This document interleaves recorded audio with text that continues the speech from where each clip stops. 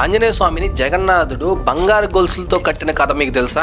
జగన్నాథుడి మీద ఉన్న భక్తితో సముద్రుడు ప్రతిరోజు స్వామివారి పాదాలు తాకడం కోసం ప్రయత్నిస్తూ ఉండేవాడు.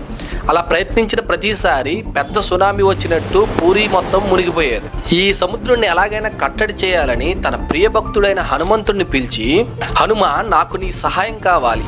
సముద్రుడి యొక్క అతి ప్రేమ వల్ల ఈ పూరి మొత్తం సముద్రంలో మునిగిపోతుంది.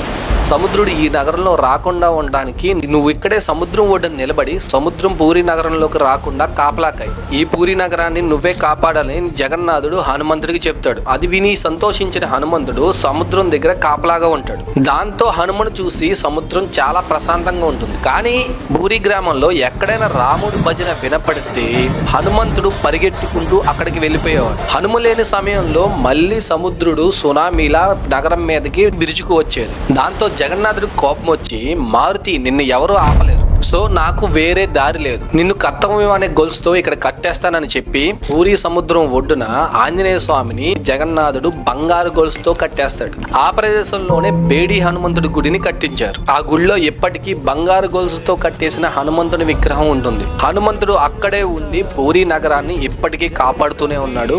జై హనుమాన్.